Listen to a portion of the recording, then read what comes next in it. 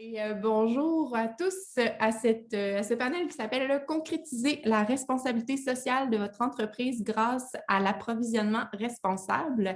Mon nom, c'est Alice Duval-Fleury. Je suis conseillère en développement des affaires au pôle des entreprises d'économie sociale de la capitale nationale, aussi connu sous le plus petit nom de pôle CN. Donc, d'emblée, je remercie Entrepreneuriat Laval, la centrale, pour nous permettre de vivre cet événement en votre compagnie aujourd'hui, ainsi que pour leur précieuse collaboration dans la mise en œuvre de tout ça, les inscriptions et tout. Donc, merci, je vous remercie. Certains d'entre vous connaissez peut-être déjà le pôle CN. On est un regroupement d'affaires pour les entreprises d'économie sociale. Donc, quand on dit économie sociale, on pense organismes à but non lucratif qui ont un volet marchand, donc qui ont un bien, des produits et des services à vendre, et les coopératives. Donc, on agit en tant que regroupement d'affaires. On vise en fait, notre mission, c'est de faire la promotion, de valoriser le modèle d'économie sociale, de renforcer et de soutenir les entreprises existantes et aussi de viser l'émergence de nouvelles entreprises d'économie sociale. Donc, on a pour ce faire notre collègue Stéphane. Peut-être que vous le connaissez, peut-être que certains d'entre vous l'ont déjà rencontré. Il s'occupe du parcours sismique qui est un programme, c'est ça, d'émergence. Donc, si tout ça vous intéresse, si l'entrepreneuriat collectif vous intéresse, je vous invite à consulter le site du pôle CN pour avoir plus de détails. Donc, aujourd'hui, dans notre panel, on va s'intéresser à la responsabilité sociale des entreprises, à l'approvisionnement responsable et à l'économie sociale, et on va regarder le lien que tous ces trois thèmes-là ont ensemble. Donc, sans plus tarder, je vais vous présenter les panélistes qu'on a la chance d'avoir avec nous ce matin. On a M. Luc Bresse, titulaire co-directeur du laboratoire interdisciplinaire de la responsabilité sociale des entreprises et professeur agrégé au département de management de la FSA ULaval. Bonjour. Bonjour Luc, bon matin. Merci d'être là. Bonjour à tous. Bonjour. On a aussi Louise Vigreux, chargée de projet à l'Espace québécois de concertation sur les pratiques d'approvisionnement responsable, l'ECPAR. Donc, bonjour Louise, merci d'être là. Bonjour à tous. On a aussi avec nous M. Marc-André Campagna, président et fondateur de Oxio. Bonjour tout le monde. Et Marc-André qui s'est levé, il est en Californie en ce moment, donc on le remercie de s'être levé si tôt pour participer à notre panel. Et finalement, M. Gabriel Tremblay, directeur général du groupe TAC à Québec. Bonjour. Bonjour tout le monde. Merci d'être là. Donc, je vais vous mentionner un peu le déroulement de notre activité ensemble aujourd'hui. On va commencer dans l'ordre de présentation en fait que vous venez de les voir. On va avoir M. Luc Bresse qui va nous parler de responsabilité sociale des entreprises. Ensuite, on aura Louise qui va nous parler plus spécifiquement de l'approvisionnement responsable. On va avoir une courte période de questions. Donc, si vous avez des questions sur les présentations de Luc et Louise, je vous invite à les inscrire dans le chat. On prendra un petit temps pour répondre aux questions qui auront pu être soulevées. Puis ensuite, on va passer à un entretien, en fait, entre Groupe TAC et Oxio, donc entre Gabriel et Marc-André, qui font affaire ensemble, qui sont une entreprise d'économie sociale et une entreprise privée. Donc, voilà, on va voir comment ils mettent en pratique leur responsabilité sociale des entreprises et leur pratique d'approvisionnement responsable. Donc, sans plus tarder, je vais inviter M. Bresse à prendre la parole et je vous souhaite à tous une très bonne présentation. Donc, bonjour à tous, bonjour à toutes. Merci beaucoup au pôle CN et Entrepreneuriat Laval d'organiser cet événement, de m'avoir invité. Merci à Alice et Madeleine du pôle CN et à Florence et Pamela, je pense, à Entrepreneuriat Laval qu'on fait toute l'organisation. Donc, je salue, là, c'est bien, on est assez nombreux. Je reconnais même certaines étudiantes, je pense, que j'ai eues en cours. Je salue mon collègue Mathias, je pense que j'ai vu. Donc, voilà, donc, je suis très heureux d'être ici aujourd'hui.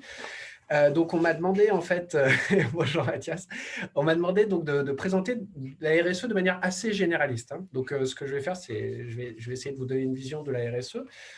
Je vais commencer à partager mon écran. Donc voilà, donc ce que je vais faire, c'est que je pense que pour bien comprendre ce que c'est que la responsabilité sociale d'entreprise, c'est assez intéressant de replonger un peu dans l'histoire qui a fait émerger ce concept, cette notion, pour voir un peu les différentes périodes qui sont venues structurer les unes après les autres ce qu'on appelle la RSE et qui en fait renvoie à certaines définitions assez différentes de la RSE. Donc pour ceux qui ont eu mon cours MNG 6704, vous allez reconnaître sans doute des choses. Ce sera sans doute une petite piqûre de rappel. Voilà, donc cette histoire va nous permettre un petit peu de mieux comprendre la RSE. Ensuite, je vous proposerai un certain nombre de définitions. Ensuite, ce que je vais faire, c'est que je vais essayer de passer un petit peu plus de temps sur ce qu'est, à mon avis, la vision dominante de la responsabilité sociale d'entreprise aujourd'hui, ce qu'on appelle la perspective stratégique, qui en gros propose de réconcilier un petit peu l'idée de vouloir faire des affaires et d'être responsable. Ensuite, je passerai un petit peu de temps quand même pour souligner l'importance quand même du phénomène de la responsabilité sociale dans l'économie et les marchés. Je vous donnerai quelques chiffres en termes de marché, peut-être d'emploi, donc on regardera un peu ça. Puis je proposerai peut-être rapidement quelques perspectives, à la fois en termes d'opportunités et de nouveaux défis par rapport à la responsabilité sociale des entreprises. Donc voilà, donc je vais essayer de tenir en 20 minutes. Donc j'ai demandé, je pense que c'était Alice qui était là pour ma présentation, d'être impitoyable. Hein, donc il ne faut pas hésiter peut-être à me dire 2 minutes après la fin si on est encore dans la brève histoire de la RSE. Enfin, avant la fin, peut-être ne pas hésiter à me le signaler. Mais normalement, ça devrait tenir. Donc, en route. Alors, je pense que, donc si vous voulez, je pense que ce qu'on peut faire quand même pour commencer, c'est se donner un petit peu une définition heuristique, enfin une définition très générale de la responsabilité sociale d'entreprise. Donc, je dirais que c'est la réflexion, aussi bien du point de vue des praticiens au sein des entreprises que ici pour nous, pour les universitaires, sur la question de la relation entre les entreprises et la société, finalement. Donc, avant même que le concept apparaisse à l'université ou même dans les discours des dirigeants, il y a quand même des antécédents historiques importants. Donc, je ne vais pas trop m'attarder dessus parce que ce n'est pas vraiment l'objet de la présentation aujourd'hui, mais je pense qu'il faut les mentionner. Donc, ce qu'il faut comprendre d'abord, c'est que l'entreprise prend beaucoup d'importance avec la révolution industrielle, donc au 18e, 19e, la mise en place, disons, d'un système capitaliste dans les pays occidentaux. Et donc, c'est à partir de ce moment-là que finalement l'entreprise va aussi commencer à poser des problèmes. Donc, dans un premier temps, des problèmes, par exemple, au niveau de l'emploi. On voit toutes les luttes syndicales au 19e. Bon. Et c'est à partir de ce moment-là qu'on va commencer à voir apparaître un certain nombre de réflexions sur ce que c'est qu'une entreprise responsable. Même si le mot, évidemment, responsabilité sociale d'entreprise, donc qui vient de l'anglais, hein, c'est Corporate Social Responsibility, qui a d'ailleurs un peu évolué au fil du temps, mais ce mot-là n'apparaît pas vraiment. Mais bon, on voit trois réflexions, je pense qu'il faut souligner. Il y a tout ce qui est le mouvement coopératif, donc qui est évidemment une façon de réfléchir à l'activité économique sous un autre angle que vraiment l'entreprise privée. Il y a tout ce qui est la philanthropie d'entreprise, donc qui est beaucoup plus associé finalement à ce qu'on appelle le monde de l'entreprise, le milieu des affaires. Et là, on voit dès le 19e une réflexion, beaucoup chez les grands patrons. Donc là, on pense aux grandes familles d'industrie, comme Krupp, par exemple. On peut penser, là, j'ai mis une image, ça m'a fait une très belle visite que je vous recommande, une image de Val-Jalbert, qui est une cité ouvrière, en fait, que vous pouvez visiter. C'est tout à fait étonnant, ça a été complètement déserté, mais voilà, l'idée, c'était autour d'un barrage électrique de construire une cité ouvrière avec un hôpital, une école, une église, etc. Donc, il y a une réflexion un petit peu dans le milieu patronal pour créer de bonnes conditions de vie pour leurs employés, pour leurs ouvriers. Et donc, voilà. Et donc, il y a la philanthropie, le mouvement philanthropique aussi, qu'il faut souligner. Donc, là aussi, c'est très lié au patronat, aux chefs d'entreprise, mais on voit un petit peu comment, dès le 19e, alors au moment même où, en fait, il y a des fortunes assez colossales hein, qui sont construites par des grands capitaines d'industrie, dont on va parler juste après, là, les fameux Robert Baron, mais on voit comment, dans les milieux patronaux, il y a cette idée de redonner, finalement, de redonner un petit peu de ce qu'on a gagné. Alors, attention, la philanthropie, ce qui est très particulier, c'est que souvent, ça se fait un petit peu à côté de l'activité économique. Donc, on va par exemple créer des grandes fondations qui vont servir à financer des universités, des hôpitaux, etc., des œuvres caritatives. Donc voilà, donc ça, c'est des antécédents historiques importants, évidemment qui n'ont pas complètement disparu, qui vont influencer ensuite les différentes périodes et définitions de la RSE qu'on va avoir, mais qui sont un petit peu différents. Parce que dans aucun de ces antécédents, à part peut-être le mouvement coopératif, mais qui est un peu plus loin du milieu traditionnel, du milieu du grand patronat finalement, on va vraiment remettre en cause ou repenser l'entreprise de manière globale dans ses relations avec la société. Alors, pour les historiens de la responsabilité sociale des entreprises, et il y en a, on peut marquer un point d'apparition d'une réflexion un petit peu structurelle, globale sur le lien entre l'entreprise et la société avec la crise des Robert Barons. Donc, ces fameux barons voleurs, en fait, hein, Donc, qui sont-ils? Donc, sont justement des entrepreneurs, enfin des entrepreneurs qui ont eu énormément de succès, donc les Carnegie, les Vanderbilt, tous ces entrepreneurs du 19e qui jouent vraiment un rôle important pour structurer l'économie au 19e et qui ont aussi culturellement un rôle très, très important aux États-Unis. Bon, ils incarnent à la fois, disons, le meilleur ou disons le mythe de l'entrepreneuriat, du succès, du self-made man, mais aussi, ils ont créé un certain nombre de problèmes et ils ont déclenché de fortes contestations. Donc, ce qu'on leur reproche essentiellement à ces Robert Baron, c'est de finalement contrôler, verrouiller l'économie, de créer des monopoles qui nuisent au développement économique et à l'entrepreneuriat. Il faut savoir qu'ils investissent dans des secteurs qui sont un peu structurants pour l'économie, comme par exemple les transports ou l'électricité, qui leur donnent en fait beaucoup de contrôle sur l'ensemble de l'économie, où ils créent des monopoles. Donc, ce qui est assez intéressant dans cette première réflexion, qui va amener des changements législatifs, notamment avec les lois antitrust de 1911 et 1914, c'est que pour la première fois, on va se dire, bon, il faut vraiment encadrer, il faut renouveler un petit peu l'encadrement des entreprises et l'activité économique ne peut pas se faire au détriment du bien-être de la société. Mais on reste un petit peu dans la sphère économique.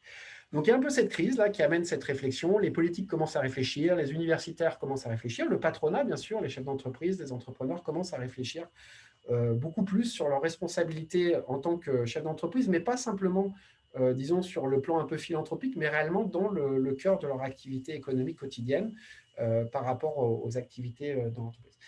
Ensuite, donc, il y a vraiment dans les années 50-60 une première vague, disons, de définition, de pensée autour de la responsabilité sociale des entreprises. Alors là, il y a un événement marquant, c'est qu'il y a l'introduction, la création du concept dans un livre de Bowen qui s'appelle The Social Responsibility of the Businessman. Pardon, il y a une petite faute sur l'acétate qui est de 1953, où pour la première fois, on a un auteur universitaire qui va amener cette idée de RSE, donc CSR en anglais, Corporate Social Responsibility, qui va la discuter.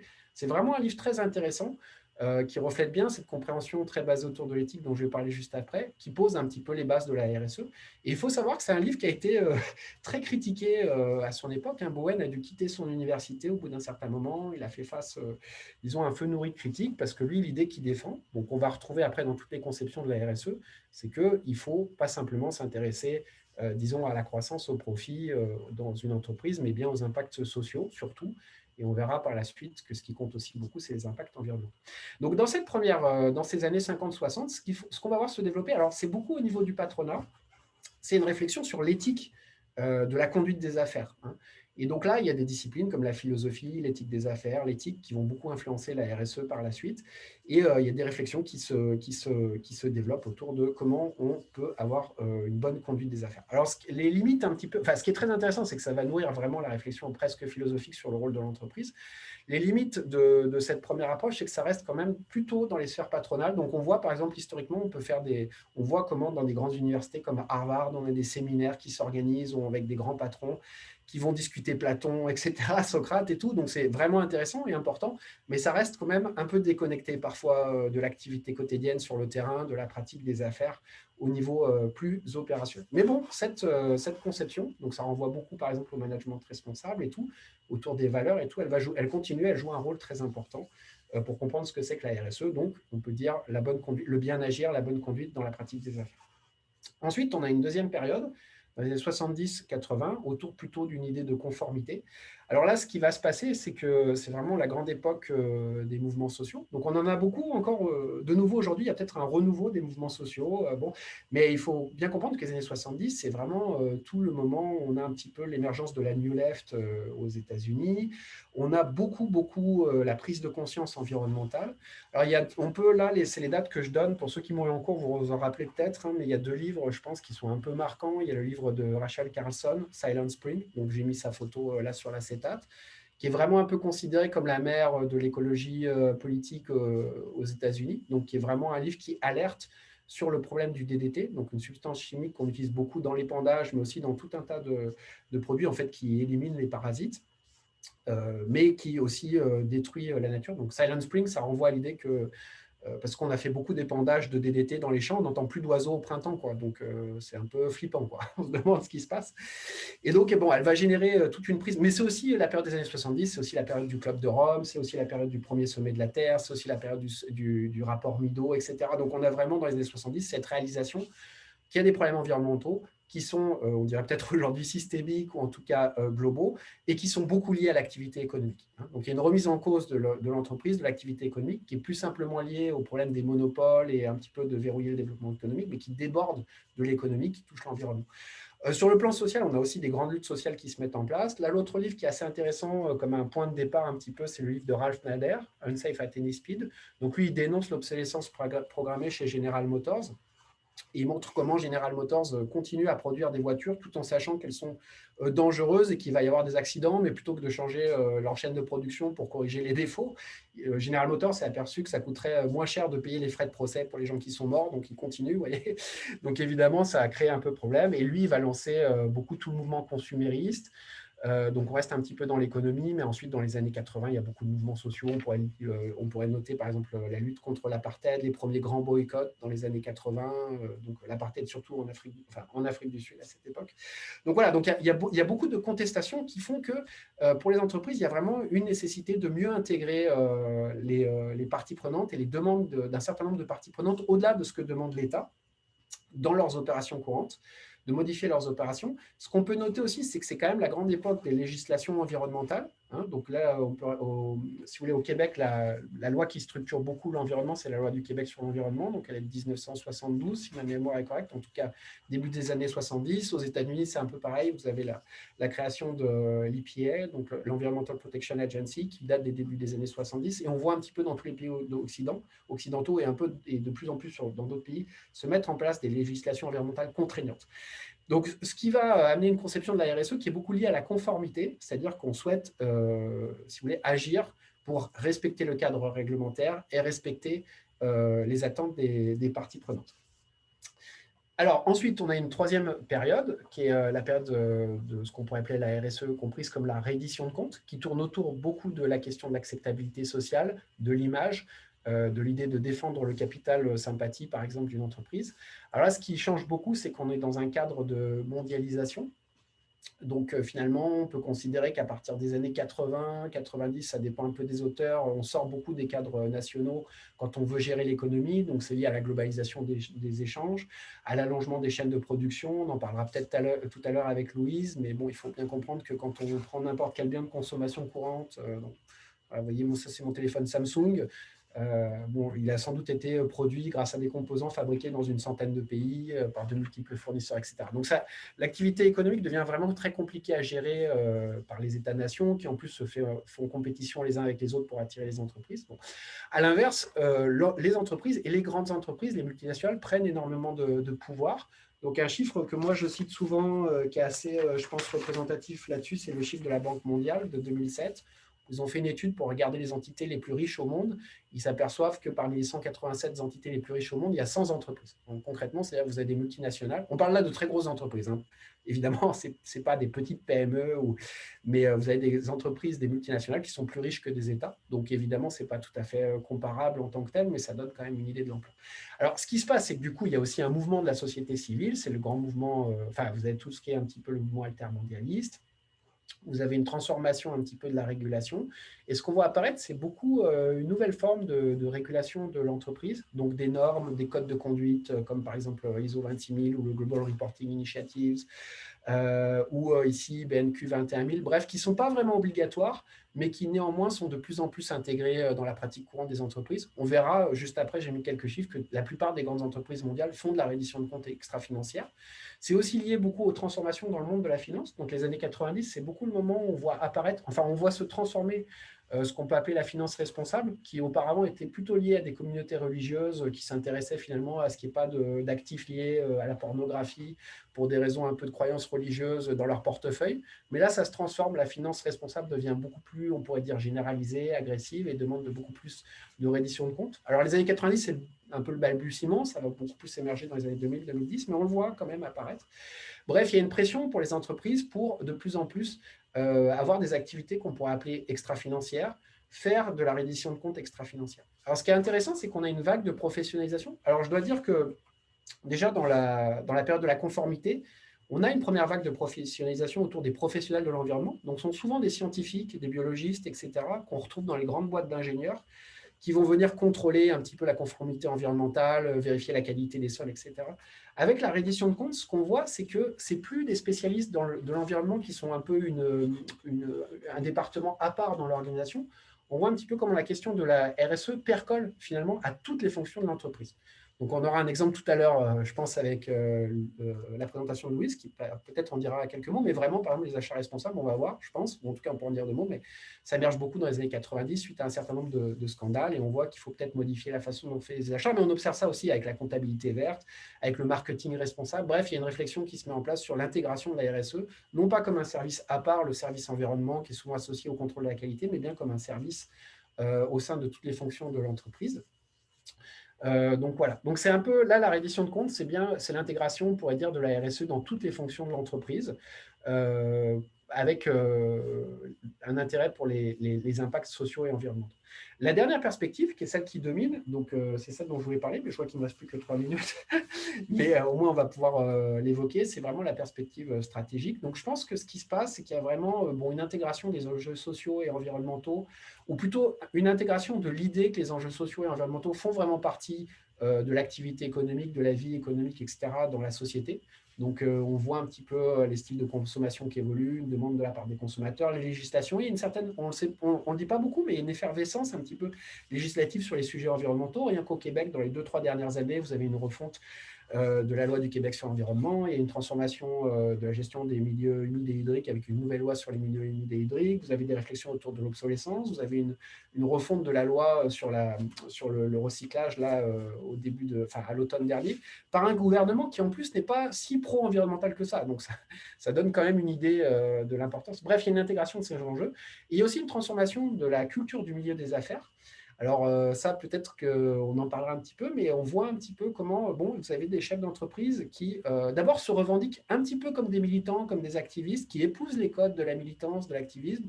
Donc, on peut avoir des chefs d'entreprise qui appartiennent à des grandes multinationales qui vont porter un t-shirt du Che Guevara. Mark Zuckerberg, par exemple, il le fait un peu moins, mais au début de sa carrière, se présentait volontiers comme un hacker, un peu, donc une sorte d'activiste, etc. Donc, il y a un peu à la fois une cooptation, mais aussi de manière plus... je dirais, une façon d'épouser un petit peu ces transformations sociales de la part des chefs d'entreprise, des entrepreneurs, avec cette idée qu'on peut finalement faire des profits tout en étant responsable et qu'il faut le faire en fait. Donc ça, c'est une grande transformation et c'est pour ça que c'est assez important d'insister sur cette perspective stratégique. Si vous voulez, les autres façons de voir la RSE, surtout la conformité, la reddition de compte, la RSE est perçue un petit peu quand même comme un truc à faire en plus, qu'on ajoute aux tâches. Il faut le faire, c'est bien, on le fait de manière professionnelle, mais ça vient un petit peu en plus. Dans la perspective stratégique, l'idée, c'est que la RSE peut être un facteur de compétitivité, peut être vraiment intégré au cœur de la stratégie des entreprises. Alors, je vais passer un peu les définitions parce que vous les avez, peut-être pour juste aller très rapidement. Donc, la première définition, la RSE éthique, donc la première dont j'ai parlé, c'est vraiment le bien agir dans la conduite des entreprises. La RSE, conformité, c'est vraiment la gestion de risque réglementaire et risque social. La RSE, style reddition de compte, c'est plutôt obtenir l'acceptabilité sociale, gestion de marque et de l'image. Et la RSE stratégique, c'est vraiment l'intégration de la RSE dans la stratégie, au cœur du modèle d'affaires, par exemple.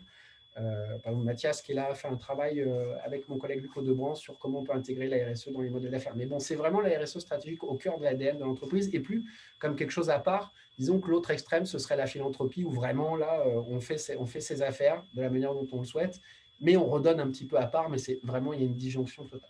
Alors, je voudrais juste, dans le temps qui me reste, les 20 secondes qui me restent, revenir sur cette... 1 minute 30, moi, Luc, donc tu peux prendre ton temps. Mon Dieu, mais une bouffée d'oxygène en termes de temps. D'accord, merci, j'ai eu un bonus. Alors, juste pour bien comprendre cette perspective stratégique et sa justification éthique, en fait. Je pense que l'idée qu'a travaillé un certain nombre d'auteurs, par exemple, vous avez un texte qui est très... voilà. Je m'étais mis un petit réveil. Un texte qui est très connu d'un des gourous de la stratégie, c'est le texte de Porter. Je ne me rappelle plus du titre exact en anglais, mais qui développe vraiment cette perspective stratégique. Il y a vraiment une réflexion éthique qui est vraiment très proche des premiers utilitaristes, des philosophes utilitaristes en économie. Mais c'est un peu cette idée qu'on va surtout s'intéresser finalement aux conséquences de notre agir dans l'économie. Et il y a un peu cette idée, donc je vais peut-être aller un peu plus vite là, mais que finalement, il faut intégrer la RSE dans le cœur de la stratégie d'entreprise, mais il faut aussi avoir du succès sur les marchés. Parce qu'en fait, c'est en créant des modèles d'affaires responsables, en ayant des stratégies qui poussent pour des produits plus responsables ou des services plus responsables, et en s'assurant qu'on triomphe quelque part sur le marché, donc il y a un aspect un petit peu stratégique, vous voyez, un peu quasi militaire, là, en s'assurant qu'on triomphe sur les marchés, que finalement, on va passer, il va y avoir un changement d'échelle qui va permettre d'être très, très transformatif. Hein. Si on a finalement des produits de niche, donc ça a été le cas un peu de l'alimentation biologique il y a encore 20 ans, ou même de la voiture électrique, je vous donnerai quelques chiffres, mais moi quand j'ai commencé à enseigner en 2008, c'était même pas au siècle dernier, quand je parlais de la voiture électrique, ouais, les étudiants qui me regardaient un petit peu en se demandant de quoi je parlais, et aujourd'hui c'est un véritable segment quand même.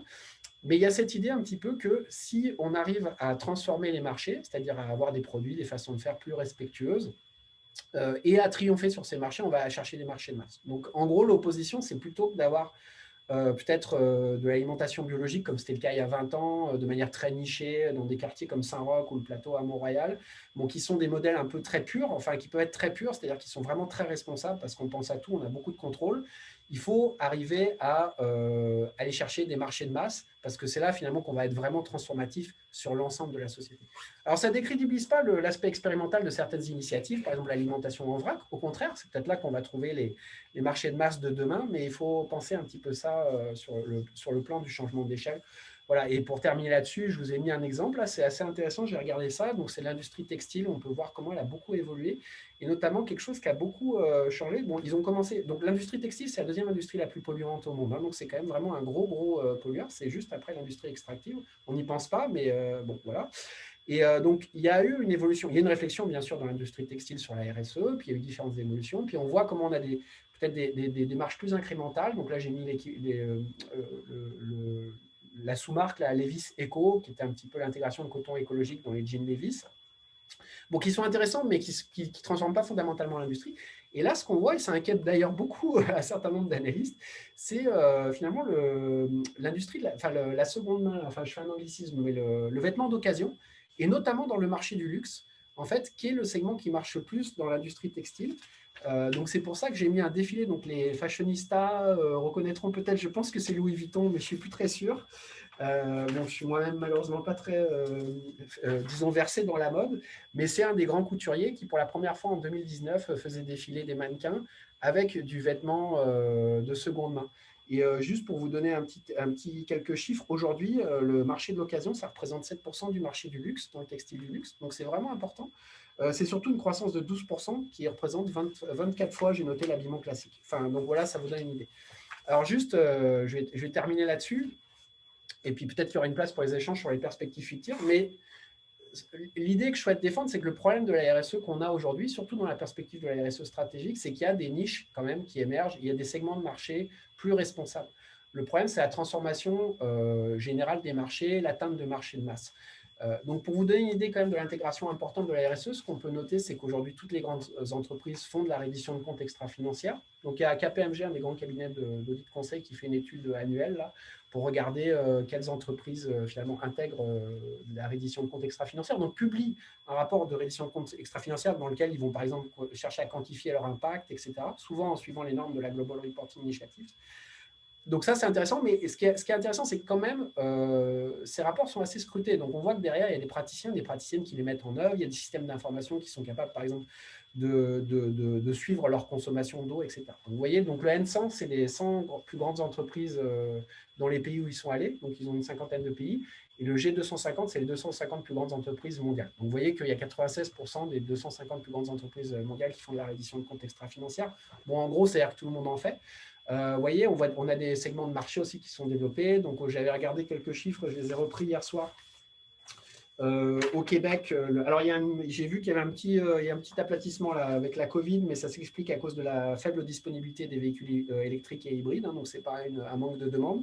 Mais on voit aujourd'hui comment le marché hybride électrique, c'est 6,2%. Enfin, en 2019, c'était 6,2% des ventes, ce qui est pas mal. On est vraiment sur un segment de marché, mais surtout avec une croissance, je crois, de 30 ou 40%.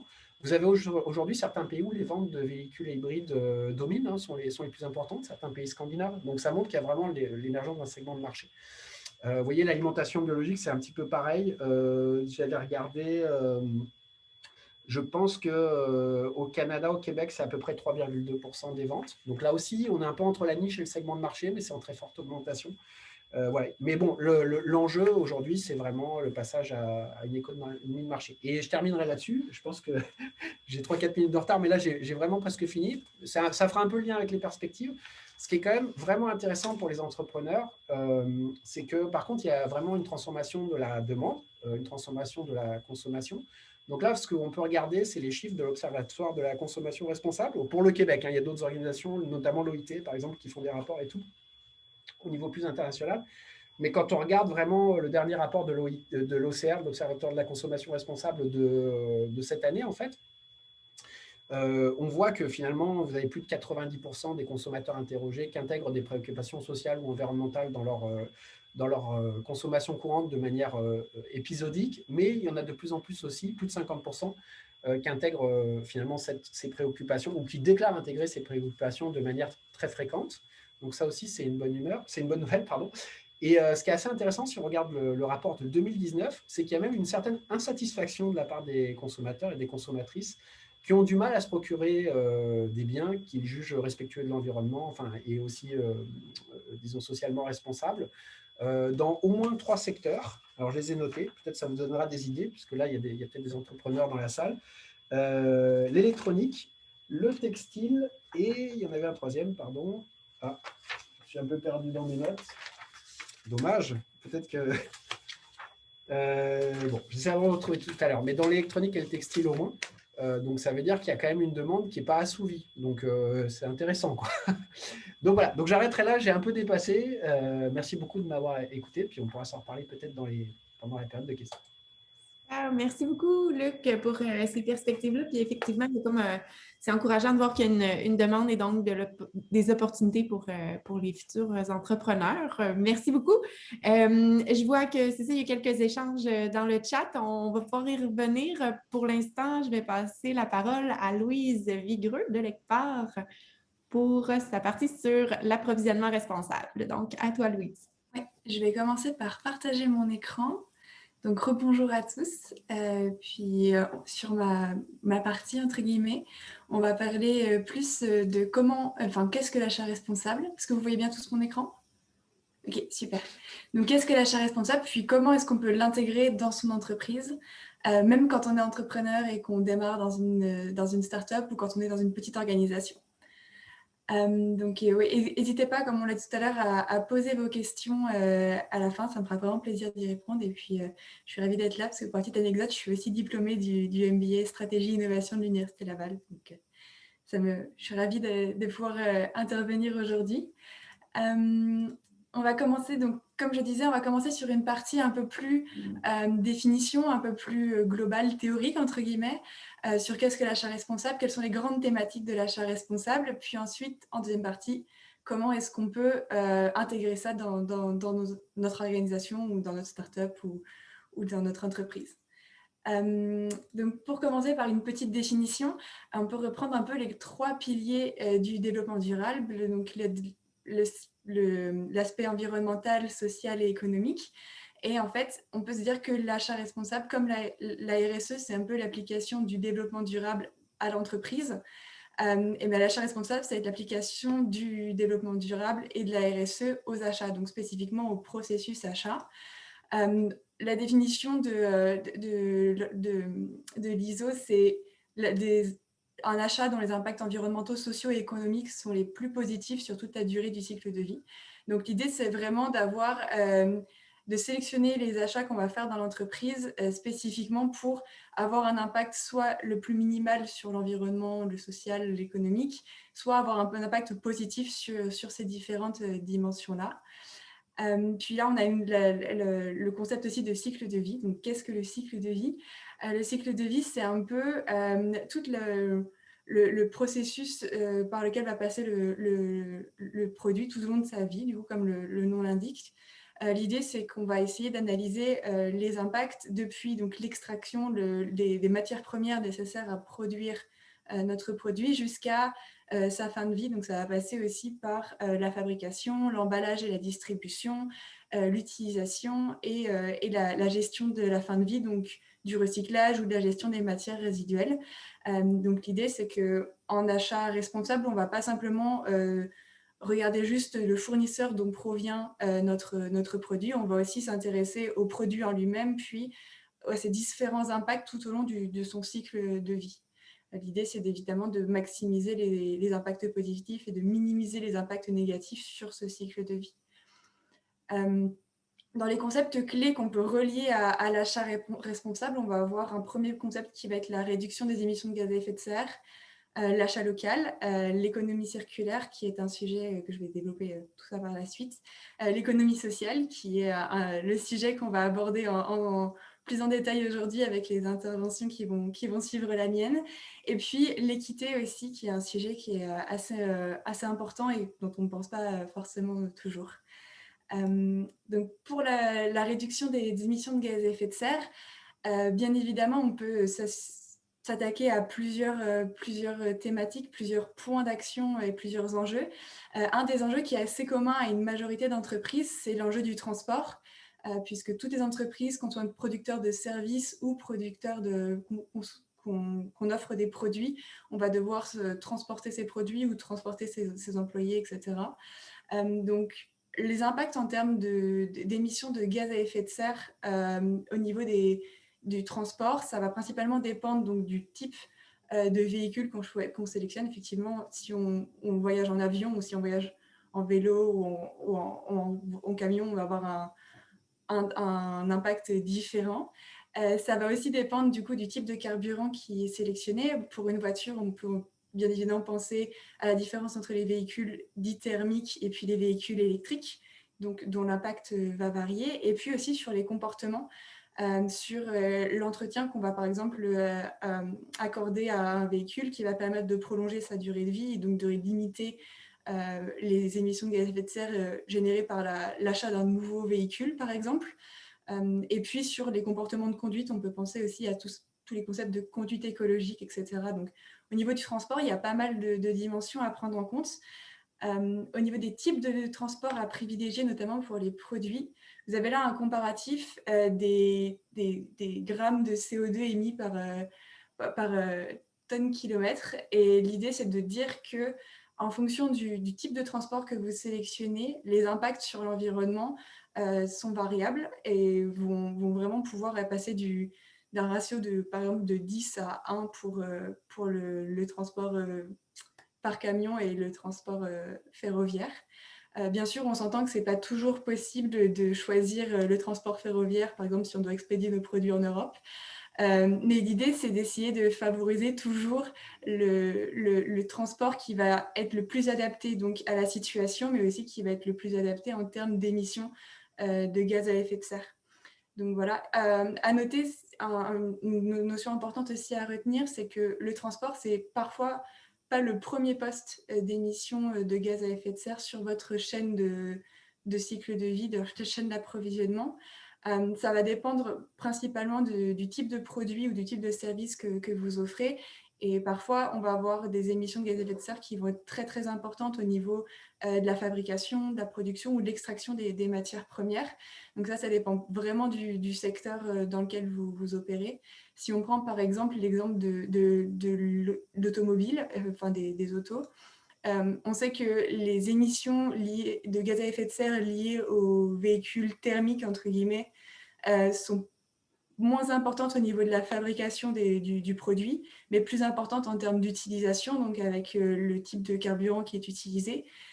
Au contraire, pour les véhicules électriques, les impacts en termes d'émissions de gaz à effet de serre vont être plus importants au niveau de la fabrication parce que en fait, les batteries sont génératrices de beaucoup d'émissions de gaz à effet de serre au cours de leur production.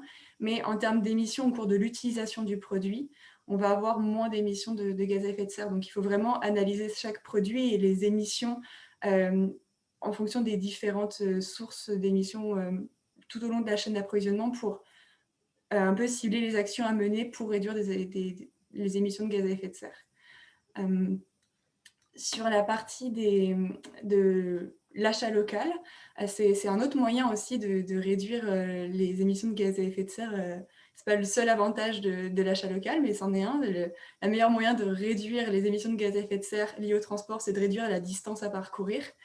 Donc l'idée de l'achat local, c'est de favoriser les entreprises qui sont autour de nous pour s'approvisionner dans les différents biens et services dont on a besoin.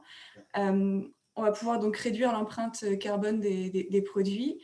Et puis, on va aussi avoir des retombées économiques qui sont très intéressantes pour la communauté et la société. Donc, on va pouvoir contribuer à la communauté dans laquelle on s'installe en termes de création d'emplois, de niveau de revenu moyen sur la région et puis de dynamisme économique régional. Donc, tous ces éléments-là sont importants à prendre en considération quand on sélectionne un fournisseur. Et l'idée, c'est aussi de s'intéresser non pas seulement à la localisation du fournisseur, mais aussi, par exemple, à qui possède l'entreprise. Il y a quand même une différence entre s'approvisionner chez une petite épicerie indépendante et s'approvisionner chez un Walmart, par exemple, qui va être à côté de chez nous. L'impact en termes... Les deux sont de l'achat local, mais l'impact en termes de retombées économiques et d'impact social et économique local est quand même assez différent. Je pense qu'on peut tous en convenir. Sur l'aspect de l'économie circulaire, donc l'idée c'est de passer d'une économie un peu linéaire qui parle de on extrait les matières premières, on les transforme, on les distribue, on les utilise et on les détruit, un peu une logique de produits jetables, avec ce qui entraîne des problèmes de surconsommation des ressources et de gaspillage et de pollution et de déchets. Et l'idée c'est de passer à une économie un peu plus circulaire. Donc le schéma est un peu compliqué, mais l'idée est assez simple. L'idée, c'est de vraiment réduire la consommation de matières premières dans sa chaîne d'approvisionnement, tout au long du cycle de vie du produit, au niveau de l'extraction des matières premières, mais aussi tout au long du cycle de vie. Donc, on va essayer de réduire au maximum l'ensemble des déchets émis tout au long du cycle de vie et de les réutiliser dans notre processus de production. Dans une logique du coup de limiter au maximum les déchets et la pollution émise par la production de notre produit. Donc c'est très en lien avec un principe que vous connaissez probablement tous, le principe des 3 RV. Donc on va essayer de réduire les matières premières qu'on utilise, de réutiliser des produits pour ne pas avoir à produire des produits neufs, de recycler quand le produit ne peut plus être utilisé et de produire des produits recyclables pour qu'on limite les matières résiduelles émises, et puis de valoriser au maximum les déchets ou les matières résiduelles qui peuvent l'être tout au long de la chaîne d'approvisionnement. On va passer au sujet qui va être le cœur de l'intervention qui va suivre la mienne, l'économie sociale. Donc, qu'est-ce qu'une entreprise d'économie sociale? Rapidement, un petit rappel au niveau de la définition. Donc, ça peut être... c'est une organisation qui exerce des activités économiques à des fins sociales, qui va vendre ou échanger des biens et services, qui n'a pas de but lucratif, mais qui va surtout s'inscrire dans une logique de réponse aux besoins des membres ou de la communauté qui l'accueille. L'idée, c'est de ne pas seulement produire des biens et services, mais vraiment d'avoir un impact social, économique et environnemental positif sur sa communauté. Les entreprises d'économie sociale peuvent prendre plusieurs formes. On va avoir des mutuelles, des coopératives, certains OBNL. Il faut savoir que tous les OBNL ne sont pas des entreprises d'économie sociale, mais des entreprises d'économie sociale peuvent prendre la forme d'OBNL. Des entreprises adaptées, et puis on aura un excellent exemple avec le groupe TAC tout à l'heure, donc qui sont des entreprises qui permettent aux personnes qui ont des limitations fonctionnelles ou qui présentent un handicap de pouvoir avoir accès au marché du travail plus facilement. Puis des entreprises d'insertion pour les personnes qui sont éloignées du marché du travail. Ça peut être des populations de personnes immigrantes ou des personnes qui sont peu qualifiées, qui ont peu de diplômes. Donc l'idée, c'est que ces entreprises vont permettre de favoriser l'insertion professionnelle des personnes qui n'ont pas habituellement un accès facile au marché du travail, ou de mettre en commun des ressources dans le cas des coop ou des mutuelles. Et puis, le dernier concept qui est quand même assez important à considérer quand on parle d'achat responsable, c'est l'équité. Donc là, on va parler plutôt en termes d'amont de la chaîne d'approvisionnement, donc toute la partie fabrication, transformation, extraction des matières premières. L'idée, c'est de faire attention aux conditions de travail des personnes qui vont travailler en amont de la chaîne d'approvisionnement, donc chez nos fournisseurs. Comme le disait Luc tout à l'heure, aujourd'hui, les chaînes d'approvisionnement sont quand même très complexes. On peut avoir, avant que le produit nous parvienne, 4-5 fournisseurs qui ont contribué à la production de notre produit. Et c'est parfois difficile d'identifier quel est le premier fournisseur de la chaîne et quelles sont les pratiques sociales et environnementales de ce fournisseur. L'idée, c'est quand même de porter attention sur des produits dont on sait qu'il y a des enjeux potentiels, de porter attention aux pratiques des fournisseurs. On peut citer un exemple qui est très très connu malheureusement, mais par exemple dans les années 90, il me semble, Nike avait été avait une bonne couverture médiatique, pas forcément positive, puisque les conditions de travail des personnes qui fabriquaient les produits Nike, on parlait d'ateliers de misère, donc étaient très très difficiles, avec des horaires très compliqués, du travail infantile, etc., des risques pour la santé des travailleurs. Donc ce genre de risques sont quand même très présents sur les chaînes d'approvisionnement, et au-delà de l'impact, en termes de publicité pour l'entreprise, on a aussi l'impact social qui est assez négatif.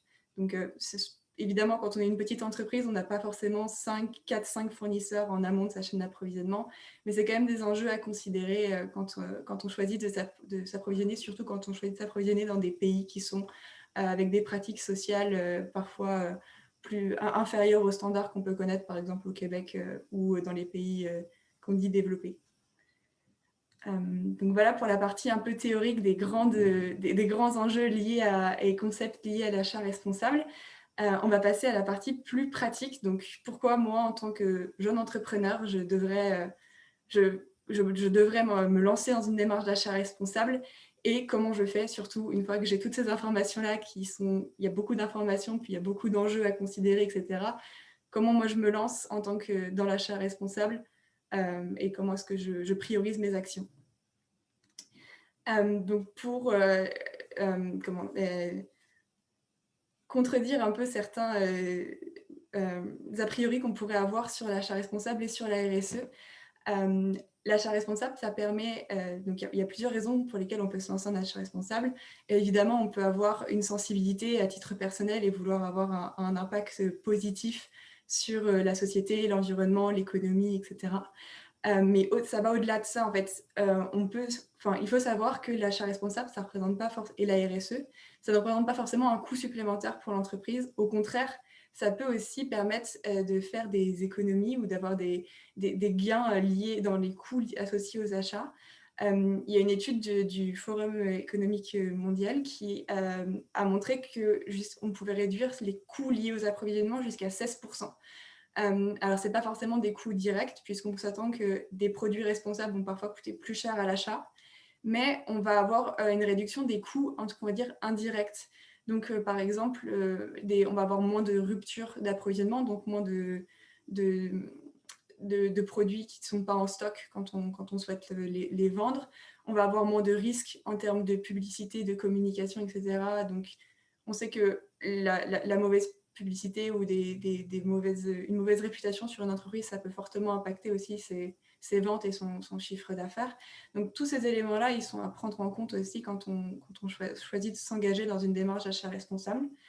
Ça permet d'augmenter aussi l'attrait de votre entreprise, et surtout, donc, évidemment, envers les consommateurs qui sont de plus en plus sensibles à ces enjeux-là, et puis à vos clients si votre entreprise ne vend pas directement aux consommateurs, mais à d'autres entreprises. Mais ça peut aussi permettre d'augmenter l'attrait de votre entreprise pour les futures recrues que vous pourriez choisir d'engager, surtout dans le cadre d'une start-up où vous allez être amené à croître vite et à vouloir attirer des talents dans vos entreprises. Aujourd'hui, les jeunes générations, dont je fais partie évidemment, sont de plus en plus sensibles à ces enjeux-là, et on a de moins en moins envie de manger bio, de rouler un véhicule électrique et d'aller travailler dans une entreprise qui ne prend pas en compte nos engagements personnels dans notre vie professionnelle. Donc, c'est vraiment aussi un moyen pour vous d'attirer des jeunes talents au sein de votre entreprise et des personnes qui sont engagées et qui partagent votre engagement vis-à-vis des valeurs que vous voulez véhiculer dans votre entreprise. Et puis, évidemment, comme on l'a mentionné précédemment, ça permet de gérer et de réduire les risques liés à votre chaîne d'approvisionnement. Pour la vision globale du processus, à l'EPAR, on a structuré ça en 5 grandes catégories. On va avoir la catégorie de la vision. Donc là, on va vraiment, au début, on va plutôt se concentrer sur quels sont nos objectifs avec notre démarche d'achat responsable, pourquoi est-ce qu'on veut se lancer là, sur quels enjeux on veut travailler, etc. Donc là, on va venir analyser un peu notre chaîne d'approvisionnement et identifier un peu les enjeux sur lesquels on pourrait travailler. On s'entend que quand on est une petite entreprise ou une start-up, on n'a pas forcément les leviers d'action pour travailler sur tous les enjeux. Parfois, on passe par exemple par des centrales d'achat qui ne divulguent pas le nom des fournisseurs avec lesquels ils font affaire. Donc, c'est difficile d'aller vérifier, par exemple, les conditions de travail chez ces fournisseurs. Mais sur les enjeux sur lesquels on peut avoir un impact, on va venir identifier ceux sur lesquels on souhaite travailler. On va voir ensuite l'aspect politique et gouvernance. Donc, ici, l'idée, c'est un peu simplement de formaliser un peu sa démarche et d'identifier la personne, si on est une startup avec plusieurs employés, d'identifier la personne qui va être en charge de ce projet-là, qui va suivre le projet au fur et à mesure, qui va aussi se rappeler les différents engagements qu'on avait pris, suivre pour vérifier qu'on ait bien réussi à atteindre nos engagements, etc. La partie mobilisation, c'est l'idée qu'on va aller venir donc engager ses employés, l'ensemble de l'entreprise dans la démarche, mais aussi les fournisseurs et parfois les clients avec lesquels on fait affaire dans la démarche pour à la fois communiquer avec eux et aussi les intégrer à cette démarche, leur demander ce qu'ils font déjà parfois en RSE ou en achat responsable, parce que certains fournisseurs ont des pratiques mais ne les mettent pas forcément en valeur. Donc, l'idée, c'est de venir travailler un peu avec toutes les parties prenantes autour de votre entreprise. Dans la partie opérationnalisation, on va venir définir les critères que l'on veut mettre en place. Donc, par exemple, on souhaite travailler sur les émissions de gaz à effet de serre. On va venir appliquer des critères très précis. On veut que 80% de nos livraisons soient réalisées avec des vélos, par exemple. Donc, l'idée, c'est là de mettre en place des critères qui vont permettre d'opérationnaliser les engagements qu'on a pris au préalable et de travailler aussi sur les différents enjeux qu'on a identifiés. Et enfin, une dimension qui est très importante et souvent un peu ignorée par les entreprises, c'est de mettre en place des outils de mesure. Donc, de suivre un peu les actions qu'on a prises et d'avoir les moyens de dire « Ok, on a réalisé notre objectif » ou « On en est loin, il faut qu'on change nos pratiques ». Donc, l'idée, c'est vraiment de mettre en place des outils de mesure. C'est super important parce que sinon, on n'a pas vraiment de moyen de suivre l'efficacité de nos actions et d'amener des actions correctrices si nos actions n'ont pas eu l'effet escompté. Donc, quelques conseils pour avancer dans votre politique, dans votre démarche d'achat responsable. En première étape, on vous conseille de plutôt faire le point. Donc, qu'est-ce que vous faites déjà au sein de votre entreprise ou à titre personnel? Quelles sont vos motivations? Parfois, ça peut être l'idée de on va tous aller on vient déjà tous en vélo au travail, c'est déjà une première action. On travaille déjà avec des fournisseurs bio ou responsables, donc ça, c'est déjà des premières actions qu'on a déjà. Puis ensuite, être bien analyser ces enjeux pour être sûr de prendre en compte tous les enjeux qui existent dans notre chaîne d'approvisionnement. Et ce qui est important aussi, c'est de ne pas forcément cibler tous nos produits ou tous nos services. On peut commencer par se focaliser sur un produit, commencer par mettre certaines actions en place, puis ensuite, une fois que ça fonctionne bien, élargir à l'ensemble de nos produits. L'idée, c'est de ne pas s'éparpiller et de ne pas se lancer dans un chantier tellement gros qui va prendre trop de temps ou qui va du coup s'essouffler rapidement puisqu'on n'aura plus assez d'énergie pour mener le projet à bien jusqu'au bout de notre démarche. Donc, on vous conseille pour ça de vraiment prioriser et de cibler vos actions. Ce n'est pas forcément possible de travailler sur tous les enjeux qu'on va considérer. Donc, l'idée, c'est vraiment de travailler sur les enjeux principaux et ceux qui sont cohérents avec vos valeurs et avec vos objectifs en entreprise. Et puis, de développer les indicateurs et de communiquer sur vos actions. L'idée, c'est qu'avec les outils de mesure dont j'ai parlé précédemment, on va pouvoir avoir des résultats concrets à présenter à nos partenaires, à nos parties prenantes et aussi à nos clients ou aux consommateurs. Et c'est super important de pouvoir aussi communiquer sur vos actions parce qu'il n'y a pas de raison de ne pas pouvoir aussi capitaliser un peu sur les actions que vous menez et vous différencier sur cet aspect-là si vous faites les choses bien. Ici, je vais lister quelques outils qui pourront vous être utiles pour démarrer votre démarche d'achat responsable ou avancer sur le sujet si vous avez déjà démarré. Vous allez avoir la page du ministère de l'économie et de l'innovation qui est vraiment super concrète. Quelques fiches qui vont vous aider à faire vos choix en fonction des différents produits que vous souhaitez acheter. Et puis, vous avez aussi le répertoire des éco-étiquettes qui va vous aider à faire le tri entre les différents logos qu'on peut trouver sur les produits. Qu'est-ce qu'il veut dire? Qu'est-ce qui est réellement derrière? Et lesquels sélectionner du coup en fonction de vos enjeux. Et voilà, c'est tout pour moi. Je pense que je n'ai pas trop traîné. Et je pense qu'on est bien. Voilà. Si vous avez des questions, c'est le moment de les poser. Puis je pense que j'ai vu pas mal de questions apparaître dans la discussion. Donc on va pouvoir aussi y répondre maintenant. Oui, mais super, merci Louise. Effectivement, il y a eu des interventions dans le chat, notamment des recommandations de lecture. Donc, on pourra les partager là, dans notre courriel aux participants à la suite de l'activité. C'est ça, il y avait Ludivine qui posait la question, en fait, c'est ça, la question du transport dans les centres urbains, ça se passe bien, les coûts sont relativement accessibles, mais quand on sort des grands centres, quand on est en région, quand on est un entrepreneur en région, ben ça devient parfois plus compliqué d'avoir accès à des coûts abordables de transport. Donc, il y a Joanne, qu'on remercie, qui a fait une intervention pour répondre à Ludivine sur contacter le Centre local de développement, les MRC aussi. Donc, il y a des options là, qui s'offrent aux entrepreneurs excentrés. J'ai vu une question aussi de Ludivine qui demandait comment identifier les acheteurs qui sont engagés dans l'approvisionnement responsable. Oui. Mais ça dépend vraiment. Souvent, les entreprises qui ont une démarche d'achat responsable, surtout les plus grandes entreprises, ont, comme le disait Luc tout à l'heure, de la reddition de comptes ou communiquent sur leurs actions en termes d'approvisionnement responsable. Ensuite, généralement, les entreprises qui sont à l'ECPAR, on fonctionne avec une logique de membres. Donc, effectivement, les membres qui sont membres de l'ECPAR sont généralement très engagés dans l'achat responsable, etc., ou ont vocation à l'être. Ils sont débutants sur le sujet, puis ils ont envie de se perfectionner là-dessus. Je ne sais pas s'il existe effectivement une liste de toutes les entreprises qui sont engagées en achat responsable, en approvisionnement responsable. Donc, ça va peut-être prendre d'aller vérifier sur les sites des entreprises potentielles s'ils ont communiqué sur leurs actions, etc. Mais ouais, c'est à peu près ce que je peux répondre. Je pense si on peut juste ajouter, je pense sur les entreprises de SS, là, il y a un répertoire, Oui, par exemple. évidemment. Donc, ça peut être aussi une source. Oui.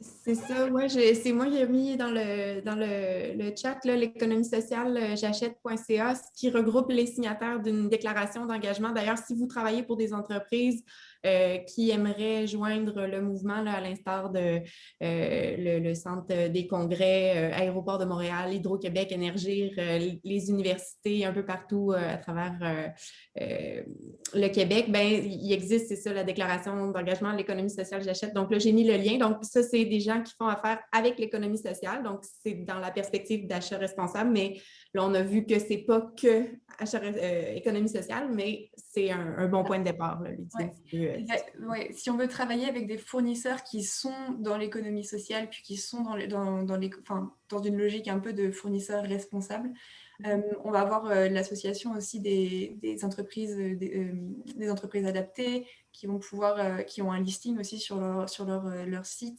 Des entreprises d'insertion, pareil, le CEIQ puis le CQEA qui ont des listes sur leur site. Il me semble que le CQCM, le Conseil québécois sur la mutualité, va aussi avoir une liste de toutes les entreprises, les mutuelles, etc., les coopératives. Donc, pour les entreprises, en tout cas d'économie sociale, il y a plusieurs répertoires qui existent ou sites qui répertorient leurs actions. Pour les entreprises qui sont engagées en achat responsable mais qui ne sont pas forcément positionnées en tant que sur le créneau responsable d'un point de vue de leur modèle d'affaires. Là, pour le coup, je pense qu'il vaudrait mieux aller vérifier sur leur site internet à chaque fois de façon distincte. Si on veut des données un peu plus de masse, ça a beaucoup passé par les labels et les étiquettes ou genre Bicorp, enfin Marc-André en parlera peut-être après, mais je suis à peu près sûr qu'ils ont un répertoire. Bon, il y a le label bleu sur l'achat local. Après, on peut y aller pour il y a certaines certifications qui garantissent des pratiques d'achat responsable dans le domaine forestier, par exemple le Forest Stewardship Council. Enfin, il y a deux certifications différentes FSC, mais il y en a une qui certifie vraiment la gestion forestière et l'approvisionnement. Donc, ça peut être aussi une solution. En fait, j'ai l'impression que l'achat responsable recoupe différents aspects de la RSE, mais il y a quand même des répertoires qui existent pour avoir une vision un peu plus globale. Parfait, merci beaucoup. Parfait, fait qu'on partagera les liens. Là, le temps file, fait que je vais enchaîner. Donc, c'est maintenant au tour de Gabriel Tremblay et Marc-André. On va y aller sous formule panel. Là, je vais leur poser des questions à tour de rôle. Donc, j'invite aussi là, Louise et Luc, si vous voulez intervenir sur des points aussi, là, vous êtes les bienvenus à faire des interventions lors de cet échange-là. Je commencerai par Marc-André, est-ce que tu peux nous présenter d'abord pour nous mettre en contexte ton entreprise, vos services, votre mission? Qui êtes-vous et que faites-vous? Oui, bien sûr. Premièrement, je suis Marc-André.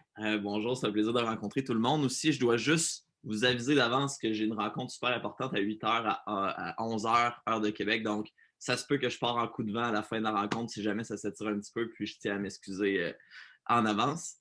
Oxio, c'est quoi? On est le premier fournisseur Internet indépendant digital au Canada. Donc, on offre des services Internet comme Vidéotron et Bell le font, puis on offre différents types de services Internet. Puis notre mission, c'est vraiment de changer la façon dont les gens connectent avec leurs fournisseurs Internet, puis de démocratiser l'accès à ces services-là. Le Canada est l'un des pays qui paie le plus cher pour ces services de télécommunication dans le monde. Puis j'entends beaucoup d'accents français dans la salle. Donc, pour les gens qui viennent de la France, qui ont vu ce que Free a fait en Europe, en France, qui ont démocratisé l'accès aux services de télécommunication, c'est ce qu'on veut faire au Canada, puis ce qu'on veut faire dans d'autres pays du monde. Puis, Xavier Niel, le fondateur de Free, est d'ailleurs notre investisseur principal chez Oxio. Donc, c'est ce qu'on fait. On a démarré l'entreprise en 2017 lorsque j'étais étudiant à l'Université Laval. J'étudiais en droit. Faites pas comme moi, j'ai lâché l'école, j'ai abandonné mon bac en droit pour démarrer mon entreprise en 2017. On a eu 2 ans d'échecs à essayer de trouver ce qu'on voulait faire, pivoter, déployer des réseaux. Puis, on a trouvé notre modèle d'affaires actuel en 2019. On est maintenant 50 employés. En 2019, on avait un chiffre d'affaires dans les 6 chiffres. En 2020, dans les 7 chiffres. En 2021, ça va être dans les 8 chiffres. Puis, en 2022, on vise pour les 9 chiffres. Donc, voilà, c'est Oxio. C'est ça, Oxio. Wow! Super, fait qu'une super croissance en peu de temps. Félicitations. Puis, merci d'être là encore. Gabriel, maintenant, qui êtes-vous? Que faites-vous chez Groupe TAC? Une croissance un peu moins grande que celle d'Oxio, mais très un autre pan de la société, l'économie sociale. Un peu comme Louise le parlait tout à l'heure, c'est une entreprise adaptée. La mission, c'est vraiment d'intégrer une majorité de personnes handicapées, des gens qui ont une certaine productivité, mais qui n'est pas compétitive sur le marché du travail. Et comment on réalise ça? Bien, comme notre mission le dit, c'est en réalisant des partenariats d'affaires. Ça démontre vraiment que c'est l'économique qui va permettre l'intégration de ces gens-là. Fait que chez Groupe TAC, on parle présentement tout récemment de 450 employés. Je vais en parler un petit peu plus tout à l'heure. Mais on réussit cette intégration-là grâce à des partenaires comme Biscuit Leclerc, Desjardins, Atrium Innovation, Chocolat Favori, Family Prix, puis plusieurs autres. Donc, tout récemment, depuis un petit peu plus d'1 an, Oxio qui fait affaire chez nous. Fait que nous, vraiment, le mot partenariat fait partie de nos 4 valeurs. Fait que quand on s'entoure d'un partenaire, ce qu'on veut, c'est une relation à long terme. On ne veut pas des one night, on veut vraiment des relations. On veut se marier avec un partenaire, le faire grandir le plus loin possible tant qu'on est capable de le faire. Puis jusqu'à présent, ça se passe très, très bien. Puis écoutez, je vais vous parler tantôt du succès qu'il y a derrière, mais on est très, très fiers de réaliser cette belle mission-là chez Groupe TAC. Merci Marc-André officiellement devant tout le monde. À toi, Gabriel. C'est ça. Ben, d'ailleurs, moi, je suis curieuse de savoir comment votre partenariat, justement, a commencé. Peut-être, Marc-André, comment tu es venu à choisir, mettons, Groupe TAC comme fournisseur? Tu sais, comment ça s'est passé? En fait, Groupe Tax, c'est un de nos amis communs, un de nos partenaires communs, en fait, Carl, qui a une compagnie d'intelligence artificielle qui travaille justement avec le Groupe TAC, qui m'a recommandé le Groupe TAC que je connaissais déjà de nom. Puis honnêtement, c'est vraiment en rencontrant Gabriel, Luc Paris, puis l'équipe du Groupe TAC qu'on est tombé en amour avec l'entreprise. Comme j'expliquais, ils ont des valeurs qui sont très similaires aux nôtres. Puis ils ont vraiment un impact tangible sur leur environnement, ce qu'on veut avoir Oxio. Donc, c'est la raison pour laquelle on a décidé de choisir le Groupe TAC. Mm-hmm. Puis, qu'est-ce que vous donnez? Là, c'est ça, votre partenariat, c'est un partenariat de sous-traitance. Vous faites, est-ce qu'on peut avoir un exemple? Là, je pense que Gabriel, c'est ça. Oui, Gabriel, il y a des photos de nos installations chez le Groupe TAC. Puis, en fait, le Groupe TAC s'occupe de tout ce qui est réception tout ce qui est la partie physique de l'entreprise physique de Oxio, c'est le Groupe TAC qui s'en occupe. Nous, on est des développeurs à l'interne majoritairement, donc on développe du logiciel, mais tout ce qui est la partie physique de l'entreprise, réception des marchandises, l'emballage, on envoie des boîtes Oxio à nos clients qui sont faites de matières 100% recyclées aussi du groupe Abstra, qui est un autre partenaire du groupe TAC. Donc, l'envoi des équipements, la réception, en anglais, le refurbishing, je ne sais pas en français, la remise à neuf. La remise à neuf des équipements. Donc, je dirais que le groupe TAC, en fait, c'est le bras physique de Oxio dans toutes ses opérations. Super. Puis là, on le voit sur les photos. C'est ça, Gabriel, quand il y a un client comme Oxio qui arrive avec une demande comme ça, soyez nos bras, qu'est-ce que ça implique? Quelle retombée ça a sur l'entreprise, premièrement, mais qu'est-ce que ça implique en termes d'espace? On imagine, vous devenez comme une compagnie dans une compagnie. Bien, effectivement, c'est tout le défi de Groupe TAC, c'est quand un partenaire comme ça arrive chez nous, bien, comme notre mission, c'est vraiment d'intégrer des travailleurs avec limitation. Le secteur d'activité secondaire. Fait que quand Marc-André et son équipe sont arrivés chez nous, on a dit, ben oui, on est prêt à relever le défi, on ne connaissait rien, on n'avait pas d'expertise dans ce secteur-là, mais on s'entoure de bonnes personnes. On a un super contremaître qui est en charge d'une belle équipe. Puis on grandit avec ce client-là. Puis du pied carré, bien, quand il y en manque, on invente. C'est un peu le principe. Fait que c'est clair que l'impact de partenaires comme Oxio, bien, ça crée de l'emploi direct. Là. Il y a des gens ici qui, chaque matin, ont hâte de voir combien ils commandent dans la journée. Ils veulent battre le record pour les envoyer à une vitesse. Ils portent fièrement les couleurs d'Oxio. Vraiment, il y a des chandails. Oxio a produit des chandails aux travailleurs. Fait que ça change tout là, pour ces gens-là là, au quotidien. Wow, OK. J'ai répondu dans le fond indirectement, mais nous, comme gestionnaire, c'est certain qu'on essaie d'évaluer les besoins actuels et futurs du client. On libère le pied carré nécessaire. Vous avez vu sommairement dans l'entrepôt, on a 2500 espaces palettes, on est capable de répondre à beaucoup d'espace pour la réception et l'entreposage des matières. C'est un des critères essentiels. Mais dans le fond, on adapte carrément nos besoins, pas nos besoins, mais nos équipes aux besoins du client. Mm-hmm. Super. Puis, Marc-André, est-ce que cette flexibilité-là, j'imagine, c'est un des facteurs qui a fait que tu es allé de l'avant avec ce partenariat. Est-ce qu'il y a d'autres facteurs qui ont motivé ton choix? Parce que c'est quand même pas commun, mettons, pour le commun des mortels, justement, de dire, on va faire affaire avec une entreprise adaptée. Je pense que ça peut soulever certaines craintes. Comment tu es passé par-dessus ces... Oui, puis en fait, initialement, la prise de décision n'était même pas basée sur le fait de faire ou non affaire avec une entreprise adaptée. C'était vraiment de faire affaire avec une entreprise performante. Puis Groupe TAC est extrêmement performant. Puis j'invite à tout le monde qui aurait la chance un jour d'aller visiter les installations du Groupe TAC, mais c'est assez fascinant de voir quand on parle de flexibilité, c'est de la vraie flexibilité. Là. Puis quand Gabriel il dit qu'il invente du pied carré, c'est pas des blagues, il en invente pour de vrai.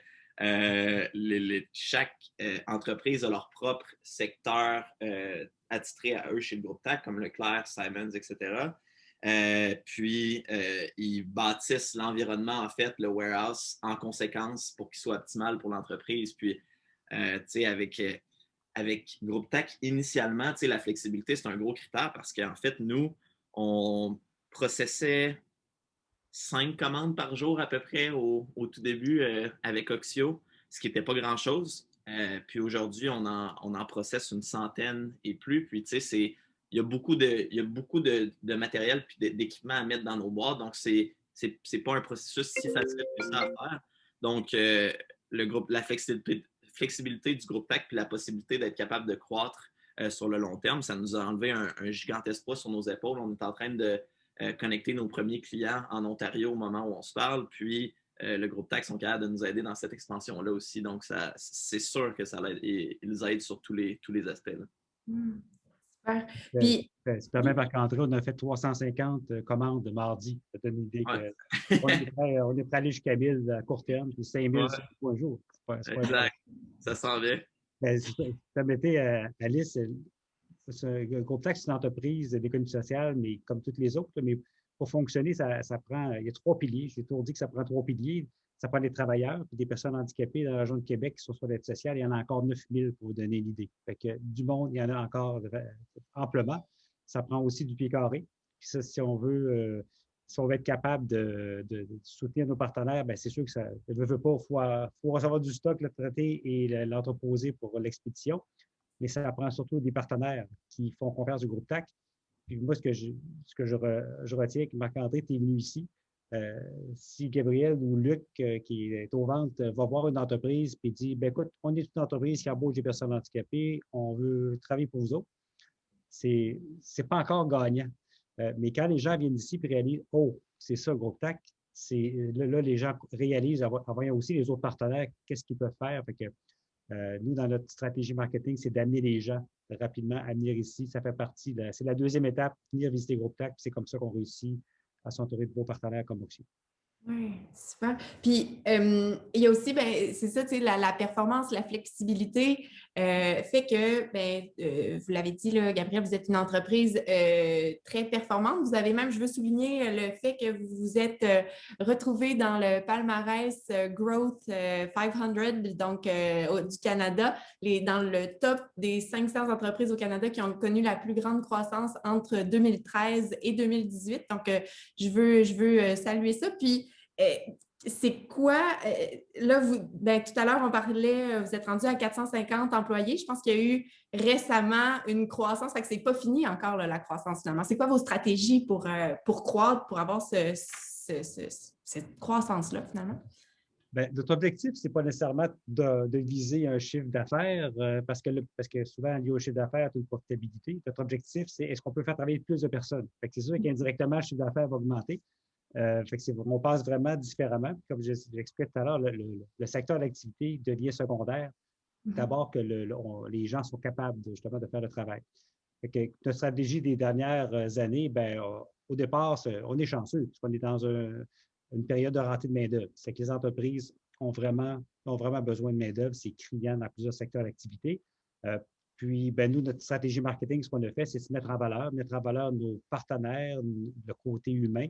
Puis comme le disait Louise tout à l'heure, de plus en plus de personnes, les jeunes comme elle ou les vieux comme moi, on a le souci justement, excusez mon téléphone sonne, on a le souci justement que l'achat soit une valeur ajoutée. Donc, plus on est en mesure de mettre en valeur ça, bien, vraiment, le téléphone sonne de façon régulière. Ça fait qu'on notre croissance se fait, puis on embauche de plus en plus de personnes.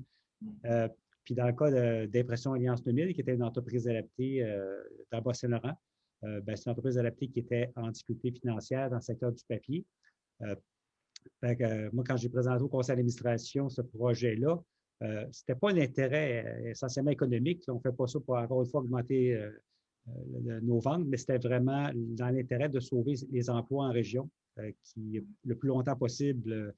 Parce qu'à Amkoui, c'est quand même 400 km des grands centres. On parlait des enjeux de transport tout à l'heure. C'est un véritable enjeu.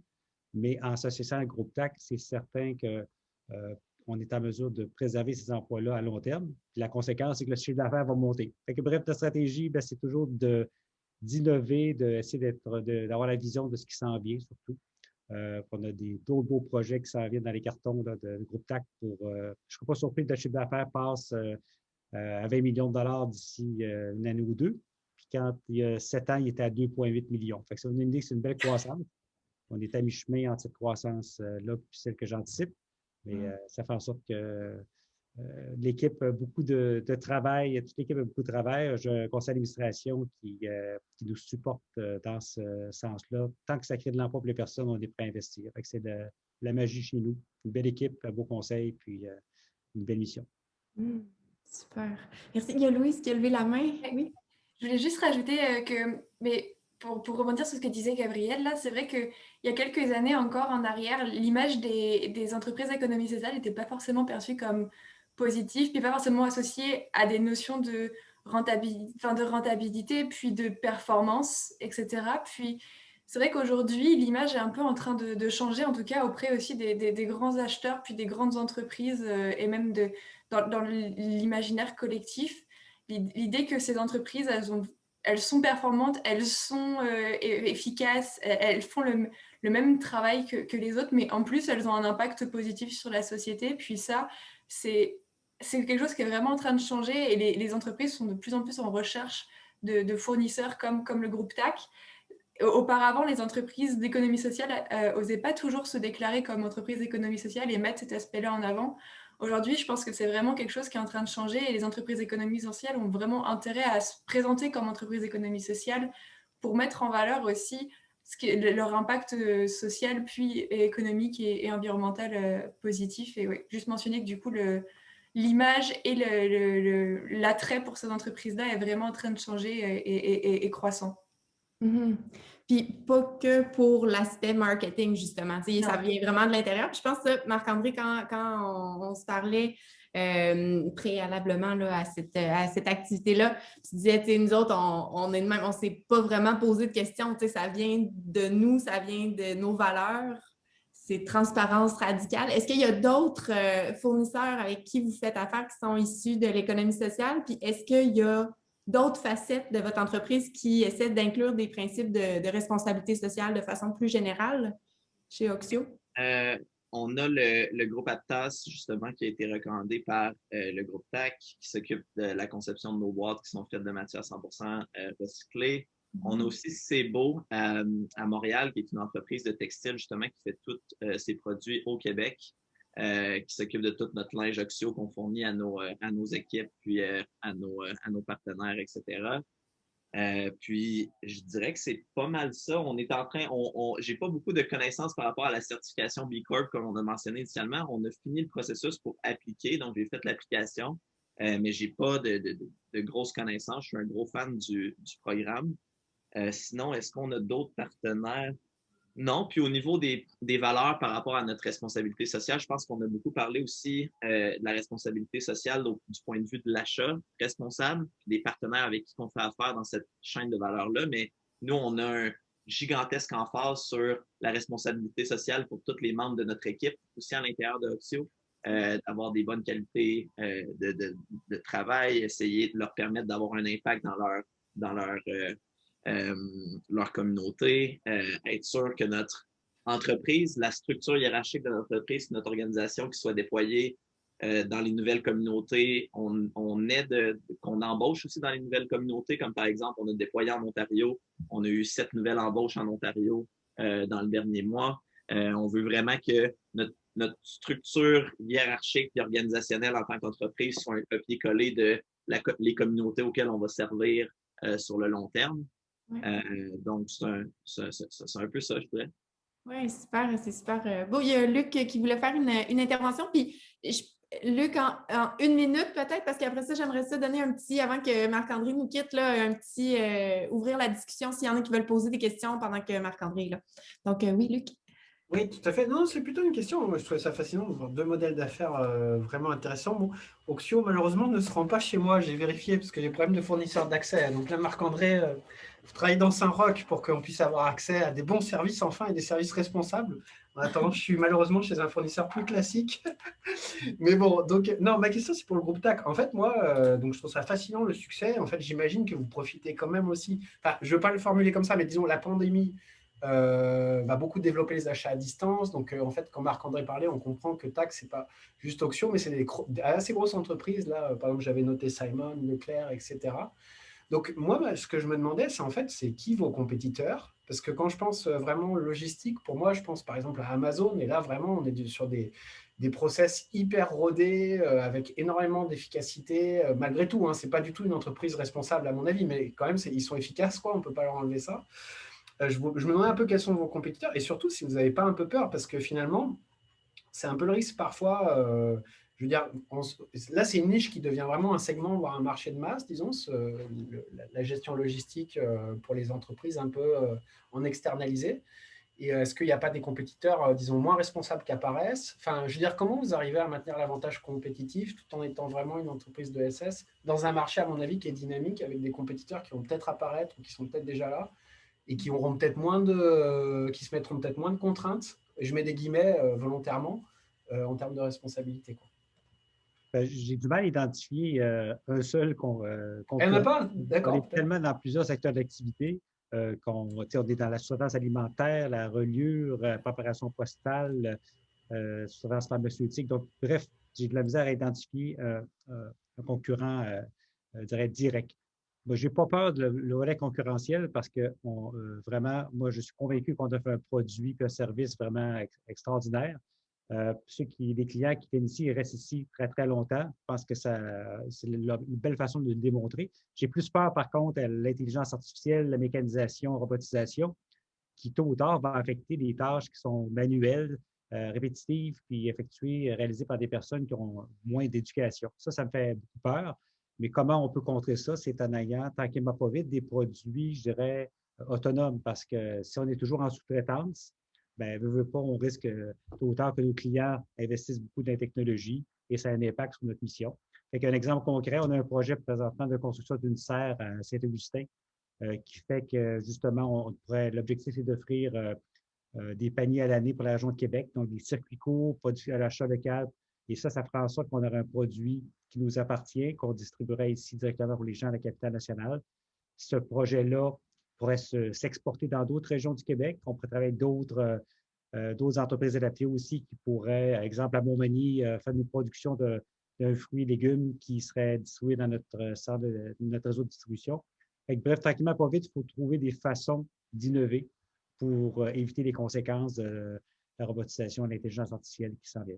Ce n'est pas la concurrence qui me fait peur, c'est plus ça. On va rester à l'affût de ce beau projet-là. C'est vraiment inspirant, c'est bien. Et 59. Le premier qui lève la main, si on a une question pour Marc-André, je ne veux pas non plus dépasser trop. On avait jusqu'à 11 heures ensemble. Donc, est-ce que vous avez dans le chat, je crois que c'était tranquille. Je pense que les gens étaient absorbés par les échanges. Est-ce que vous voulez prendre la parole? Il y avait Ludivine qui félicitait Oxio, en fait, qu'on a besoin de vous au Québec. Continuez votre beau travail. Super. Est-ce qu'il y avait d'autres questions? Sinon, je mettrai un terme à notre rencontre, nos échanges. Je vais en profiter pour, une fois de plus, remercier tous nos panélistes. Luc, Louise, Marc-André, Gabriel, merci beaucoup, beaucoup d'avoir été avec nous. Merci à Entrepreneuriat Laval et la Centrale et merci à tous les participants d'avoir pris part à l'activité d'aujourd'hui. Et un courriel suivra avec toutes les informations qui ont été partagées. Donc, merci beaucoup et au plaisir de vous revoir sous peu.